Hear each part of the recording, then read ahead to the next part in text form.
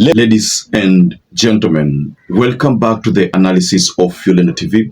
I hope you're well from wherever you watch this channel.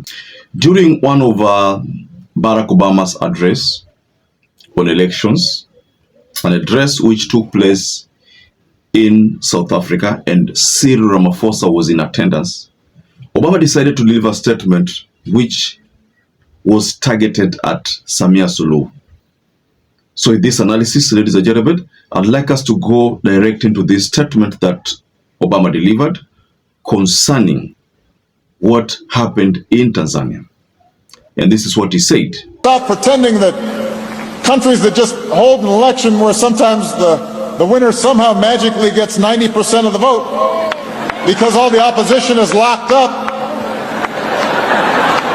or can't get on TV is a democracy. Democracy depends on strong institutions, and it's about minority rights and checks and balances and freedom of speech and freedom of expression and a free press and the right to protest and petition the government and an independent judiciary and everybody having to follow the law. Now, there's something there about Barack Obama's statement because according to him, and he was very specific there, that many people think that if you get 98%, let's say you get all the votes, then that is democracy. I mean, I'm just trying to interpret Barack Obama's statement. And I'll make a specific reference to what happened in Cameroon. Now,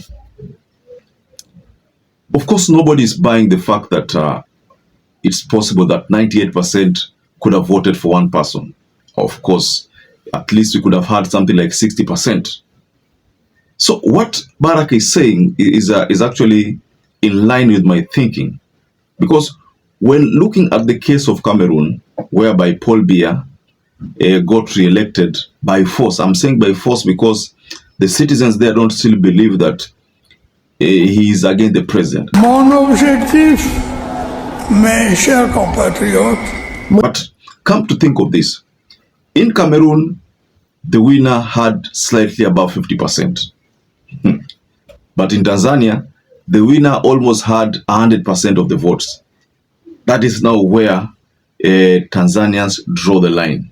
It is not possible to get all that, even if you are loved by so many people. It's not possible. So, according to Barack Obama, the interpretation of CCM of the whole thing is that is what the democracy is all about. When you get all the votes and put the opposition leader in bars and gag people, or rather deny people the opportunity to appear on televisions to probably give out their opinions. Because if you do that, the next thing is an abduction. That's why if you go by the story that is currently trending, you are told that one of the Chadema leaders was abducted. I think I understand this story took place. This is a story that took place on the 4th. He was abducted somewhere mysteriously, and nobody knows who abducted them, of course. But of course, people have been talking about, again, the police. Now, these are the things that Obama is talking about, saying that there are a lot of political threats on opponents, dissents, political threats, political opponents facing a lot of intimidations from the government authorities. There's going to be a major crackdown because when you are listening to the statement from Suluhu, that she was going to go after anybody who could have orchestrated whatever happened, But there's also a case of videos which have been shared online, videos, and I understand Kenyans have been sharing all those videos. Of course, the videos are very disturbing, and I want to advocate for sharing of the videos because of the kind of emotional torture it might have on the relatives of those people. Because take a look at this. If you see a video of someone your brother, a mutilated video where the person in that video, his body has been mutilated, or maybe the person was crying in agony, at the time when a lot of punishment was inflicted on him or her. Of course, it's going to affect you. What if your child stumbles upon the video? That's why I don't advocate for sharing of the videos, but that is my own personal opinion. You have your own personal opinion. Maybe you prefer the sharing of the videos, but those videos have some torture on someone.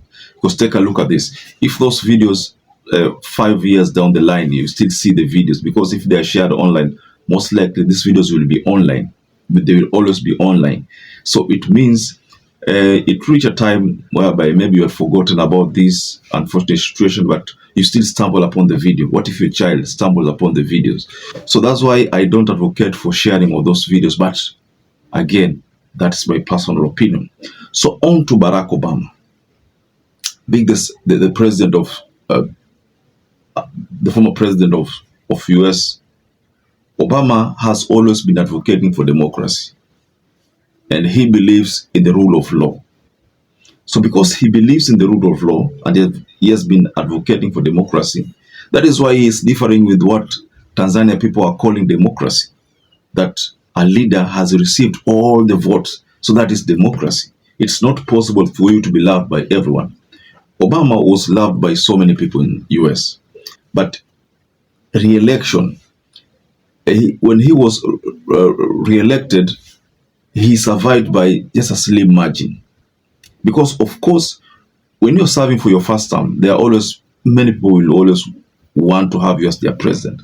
But the moment you serve, there are people who will feel that you are not the best choice after all. They just voted not knowing some things about you. So most of the time, when you seek re-election, you always get votes.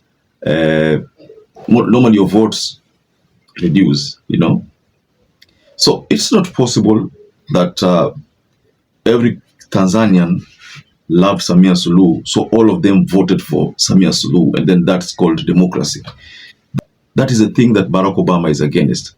If I were the architects of these election results, what I would have done is that I would have made sure that Suluhu gets only 58% or 57% or 60%. That would have made sense. So that you say the 40% are probably people who decided not to vote because they wanted Tundu Lissu, to be on the ballot. So it's very easy to justify those votes, because if you look at the numbers, the opponent, the second person who was the runners-up, the first runners-up, he got votes hardly 1 million. I think it was around 200,000 to 300,000 there. Those are the number of votes he got. But that is not reflecting the kind of opposition that we expected in Tanzania. So the architects of these electoral results have failed. They ought to have done calculations.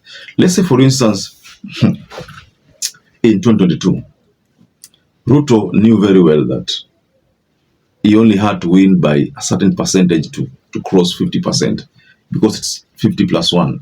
So if at all, let's assume he did some magic with Chebukati to survive, then he did it then it was very smart, because it was just a slim margin. It is always supposed to be a slim margin, but if you do the kind of thing that has been done in Tanzania, where you get 98%, that does not make sense, and this is the main reason why Barack Obama is not in agreement with the Electoral Commission's declaration. But again, nothing can be done, ladies and gentlemen. So what do you think about Barack's statement? Just go below in the comment section and tell us what you think about what Barack has just told the whole world. Perhaps if you're watching this video and you've not subscribed, take 1 second and subscribe, like this video. Until you catch up again, stay safe and stay blessed.